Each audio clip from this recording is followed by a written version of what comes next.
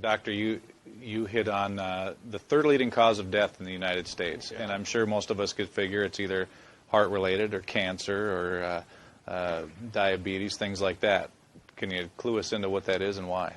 Yeah, okay, and thank you for asking that, because this is the 10,000-pound gorilla in the room that nobody's talking about. The third leading cause of death, as published in the Journal of the American Medical Association, is MD-directed treatments.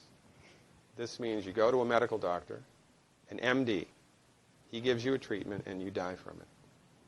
According to the United States Department of Health and Human Services, 15,000 Medicare patients a month are killed by MD treatment, and nobody goes to jail. A handful of terrorists fly 2 planes into the Twin Towers. 3,500 people die, and we go to war. But 15,000 people a month are killed by medical doctor treatments, and we don't bat an eyelash. This is because we have been, I don't want to say brainwashed, that's not the correct term, but we have been, for the last 100 years, kind of led into this false belief. You know, I think it was Marcus Welby that started it, that the medical doctor is king and knows everything about everything. And really, you need to just shut up and follow your medical doctor's advice. Most people in the United States have no idea at all of the history of the evolution of medicine in the United States. In the early 1900s, it was a relatively level playing field between the chiropractors, the osteopaths, the homeopaths, and the MDs. In 1915, 1920, there was something called the Flexner Report. The Carnegie Corporation funded this man named Abraham Flexner. He went all around the country, and he went on stagecoach and train and horseback. This was before the interstate highway system, right? It took Flexner 5 years to do this. He went all around the country and did an inventory of all of the medical schools that prescribed drugs. He brought the list back to the Carnegies, who owned drug companies, and then the Carnegies and the Rockefellers gave millions of dollars of free money to the medical schools and hospitals in the United States that were prescribing drugs. That was the beginning of the end. After the Flexner Report, there was no more level playing field in the United States.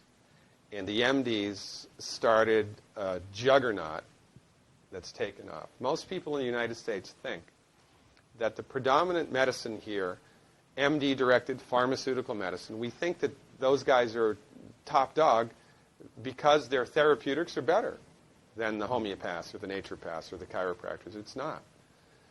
They're in the driver's seat because of political and financial coalitions that were built at the turn of the century that most people have no idea of at all. And it's a gigantic problem. And I mean, it's crazy, right? It's the third leading cause of death. And yet, when the government makes noise about messing with people's insurance, everybody freaks out. Mm-hmm. And that's a whole other thing to talk about, isn't it? Because what is medical insurance? When you buy medical insurance, what are you doing? You're betting that you're going to get so sick you will not be able to afford it. Mm-hmm. Right? Yeah. Right. And then, so you pay good money every month to gain access to a system of medicine that's the third leading cause of death in the United States. We need our heads examined, quite frankly. That's why we give, Dr. Wallach and myself collectively, we give 400 free lectures a year. And we're building a grassroots network because people don't know this. I mean, I come to my lectures and they look at me and say, couch potatoes live longer? Medical doctors, the third leading cause of death? You know, what's going on here?